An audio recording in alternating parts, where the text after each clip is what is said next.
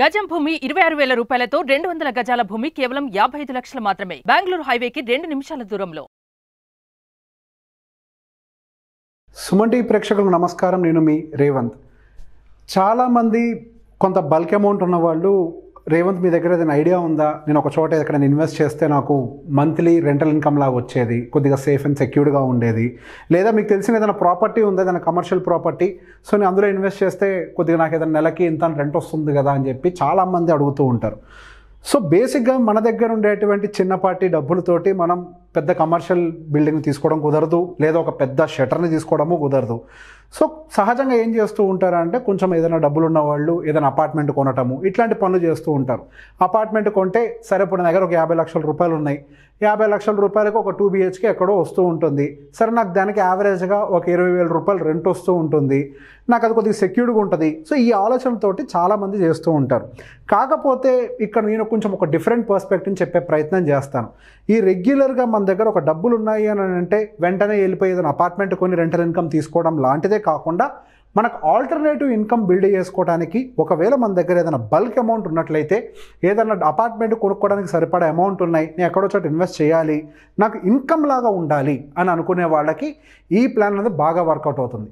కాకపోతే ఇది కొంతవరకు ఏంటి అంటే, చాలామందికి సబ్జెక్ట్ అవగాహన లేనిది, మ్యూచువల్ ఫండ్స్ అని అనగానే హై రిస్క్ ఉంటుంది అన్న మైండ్ సెట్లోనే ఉంటూ ఉంటారు.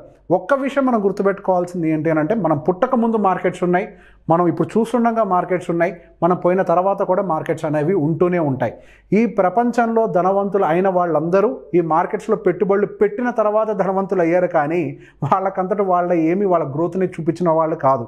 మన లైఫ్లో రియల్ ఎగ్జాంపుల్గా చూస్తున్నటువంటి రిలయన్స్ గ్రూప్ అయి ఉండొచ్చు, అదానీ గ్రూప్ అయి ఉండొచ్చు, మరి ఏ గ్రూప్ అయినా తీసుకోండి, వాళ్ళు మార్కెట్స్లోకి వచ్చిన తర్వాత వాళ్ళ షేర్ వాల్యూస్ ఇంక్రీజ్ అయ్యి వాళ్ళు ధనవంతులు అయ్యారు, కానీ డైరెక్ట్గా ధనవంతులైనటువంటి జాబితా ఇప్పుడు దాకా నేను చూసింది అయితే లేదు.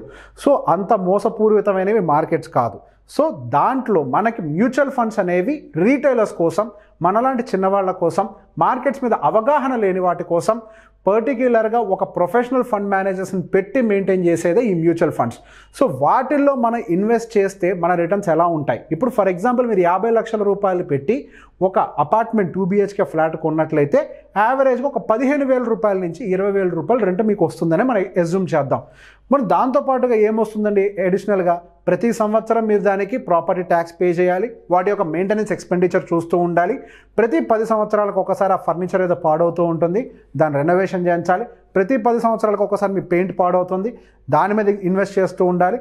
సో మీకు వచ్చే దాంట్లో మళ్ళీ కొంత డబ్బులు మీరు రీఇన్వెస్ట్ చేస్తూనే ఉండాలి కన్స్ట్రక్టెడ్ ప్రాపర్టీస్లో. అదే 50 లక్షల రూపాయలని మనం మ్యూచువల్ ఫండ్స్లో కనుక ఇన్వెస్ట్ చేసినట్లయితే వాటి యొక్క రిటర్న్స్ ఎలా ఉంటాయన్న దాని గురించి ఒకసారి ఎక్స్ప్లెయిన్ చేసే ప్రయత్నం చేస్తాను. సో 50 లక్షల రూపాయలు మన దగ్గర ఇనీషియల్గా ఫండ్ ఉంది, అపార్ట్మెంట్ కొనే బదులు మనం ఏం చేస్తామని అంటే, ఒక 12% CAGR ఇచ్చేటువంటి ఒక హైబ్రిడ్ ఫండ్లోనో, ఒక లార్జ్ క్యాప్ ఫండ్లోనో, వీటిల్లో కనుక మనం యావరేజ్గా ఇన్వెస్ట్ చేసినట్లయితే, మనం యావరేజ్గా నాకు నెలకు వచ్చేసరికి రెంట్ ఒక 25,000 కావాలి అనుకొని మనం ప్లాన్ చేసుకున్నామే అనుకోండి. బయట అయితే నాకు ఒక 15,000 నుంచి 20,000 వస్తుందండి, సో నేను ఇక్కడైతే నాకు నెలకు 25,000 ఎక్స్పెక్ట్ చేస్తున్నా అనుకోండి. 50 లక్షలు పెట్టి అపార్ట్మెంట్ కొనే బదులు మ్యూచువల్ ఫండ్లో పెడుతున్నాం, అక్కడ 15,000-20,000 రెంట్ బదులు ఒక 25,000 రూపాయలు రెంట్ కావాలని ప్లాన్ చేసుకుంటున్నాం. సో ఈ 25,000 రూపాయలు కనుక మీరు ప్లాన్ చేసుకొని ఇన్వెస్ట్ చేసుకున్నట్లయితే యావరేజ్గా 12% CAGR ఇచ్చేటువంటి ఒక మ్యూచువల్ ఫండ్లో ఇన్వెస్ట్ చేస్తే మీకు ప్రతి నెల, అంటే 30 సంవత్సరాలు ఒక బిల్డింగ్ లైఫ్ అనుకోండి, 30 సంవత్సరాలు అని అంటే 360 నెలలు. అంటే మీరు ఈరోజు కనుక 2023లో ఈ నవంబర్లో కనుక మీరు ఇల్లు కొన్నట్లయితే 2053 సంవత్సరాలకి మనకు 30 సంవత్సరాలు అవుతుంది. 30 సంవత్సరాలకి మన బిల్డింగ్ వాల్యూ ప్రాక్టికల్గా మనకి 0 అయిపోతుంది. కాకపోతే ఎంతో కొంత ల్యాండ్ అప్రిషియేషన్ ఉంటుంది కాబట్టి మీ 50 లక్షల రూపాయలు గట్టిగా అవ్వగలిగితే మహా అయితే 50 లక్షలు ఒక 2 కోట్ల రూపాయలు అవుతుంది. అందులో వచ్చిన కొంత ఇన్కమ్ అయితే మీకు ఆటోమేటిక్గా కొంత మెయింటెనెన్స్లు కూడా వెళ్ళిపోతుంది. కానీ ఇక్కడ ఈ 50 లక్షల రూపాయల నుంచి మనం ప్రతి నెల 25,000 రూపాయలు మనం ఇన్కమ్ రూపంలో విత్డ్రా చేస్తే ఈ 30 సంవత్సరాలకు గాను మీరు యావరేజ్గా 90 lakhs ఆల్రెడీ విత్డ్రా చేసిన వాళ్ళు అయిపోతుంటారు. అండ్ దాని ఎండ్ వాల్యూ వచ్చేసరికి ఫైనల్గా మీకు సుమారుగా 7,41,00,000 రూపాయలు మీకు టోటల్ దాని ఎండ్ వాల్యూ అనేది మీ దగ్గర డబ్బులు అనేవి కనిపిస్తూ ఉంటాయి. అదే అపార్ట్మెంట్ కండిషన్ అవుతుంది, మీరు మెయింటైన్ చేయాలి, దాని 50 లక్షల రూపాయలు హార్డ్లీ మీరు 2 కోట్లే చేయగలుగుతారు. దాని మీద వచ్చేటువంటి రిటర్న్స్ అనేవి చాలా తక్కువగా ఉంటాయి.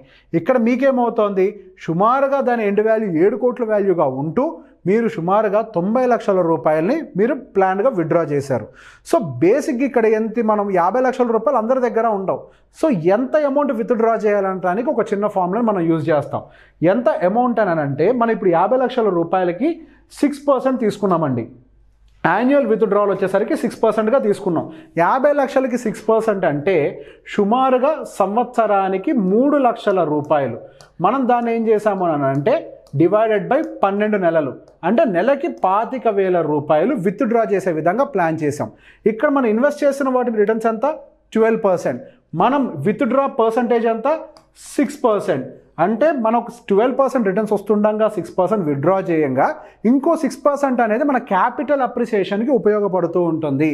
సో ఆ క్యాపిటల్ అప్రిసియేషన్లో యాడ్ అవుతున్న 6% మీకు ఇక్కడ వాల్యూని బిల్డ్ చేస్తుంది.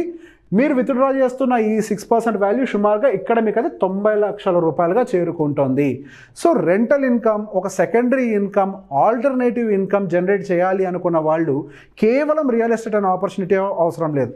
మరికొంతమంది ఏం చేస్తున్నారు, ఆ డబ్బుల్ని ఎక్కడ పెట్టాలో కూడా తెలియక వేరే వాళ్ళకి తెలియని వాళ్ళకి ఇన్వెస్ట్మెంట్ అని చెప్పిస్తున్నారు, వాళ్ళు అక్కడ మోసపోతున్నారు.